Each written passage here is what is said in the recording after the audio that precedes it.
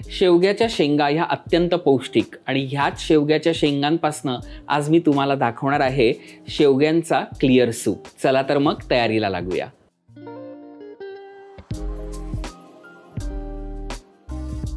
मी ते 3 शेवग्याच्या शेंगा घेतलेल्या आहेत, त्या व्यवस्थित सोलून चिरून घेतलेल्या आहेत आणि 1 लिटर पाणी पॅन मध्ये घेऊन त्या शेंगा त्यात घालून मी व्यवस्थित त्या शिजवून घेतलेल्या आहेत। सो 10 ते 15 मिनिटं लागतात हे शिजायला। छान शिजलेले आहेत। आता गॅस बंद करूया। ह्या आता शिजलेल्या शेंगा ज्या आहेत त्या आपण एका प्लेट मध्ये काढून घेऊया। ह्या थंड करायला बाजूला ठेवूया। तसंच हे जे उकळलेलं पाणी आहे ते आपल्याला टाकून न देता तेच सूप मध्ये वापरायचं आहे। आणि आता गॅस ऑन करून कढई घ्यायची आहे। 2 चमचे साजूक तूप, 12 ते 15 लसणाच्या पाकळ्या आहेत त्या बारीक चिरलेल्या आहेत, त्या आपण फोडणीला देऊया। 2 मिरच्या आहेत बारीक चिरलेल्या, त्या आपल्याला याच्यात फोडणीला द्यायच्या आहेत। एक अगदी बारीक चिरलेला कांदा, एक छोटी वाटी बारीक चिरलेली फरसबी, मी इथे 1 छोटी वाटी फ्लॉवरचे बारीक केलेले तुकडे घेतलेत।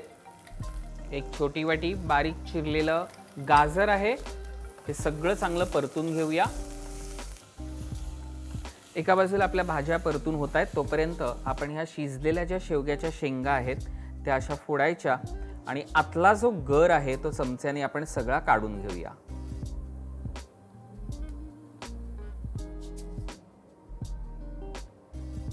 आता हा सगळा गर ह्याच्यामध्ये आपल्याला घालायचा आहे, तोही एकदा परतून घेऊया। सगळ्या भाज्यांना त्याचा स्वाद लागला पाहिजे। आणि आता आपण जे पाणी ठेवलं होतं ज्याच्यात आपण शेवग्याच्या शेंगा शिजवून घेतल्या होत्या त्या ह्याच्यामध्ये आपल्याला सगळे घालायचे। पुन्हा आपण थोडंसं पाणी ॲड करूया ह्याच्यामध्ये। इथे मी शेवग्याच्या शेंगा घेतलेल्या आहेत 2, ह्या आपण ह्याच्यामध्ये ॲड करूया। आता ह्याच्यामध्ये जाईल पाव चमचा क्रश काळी मिरी पावडर, चवीनुसार मीठ, मी इथे लिंबू घेतलंय, तेही आपल्याला आत्ताच पिळायचं आहे त्याच्यामध्ये। मिक्स देऊया ह्याला आणि आता एक 10 मिनिटं असंच आपल्याला हे शिजवून घ्यायचं आहे, म्हणजे शेंगा शिजेपर्यंत, म्हणजे आपलं सूप तयार होईल।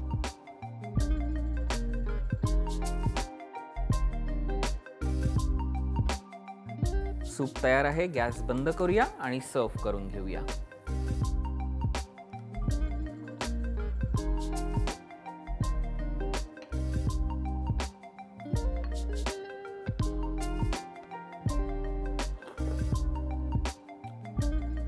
आहा, लिंबू आणि काळी मिरी फर्स्ट क्लास, गरमागरम असं हेल्दी शेवग्याच्या शेंगांचं क्लिअर सूप झालेलं आहे।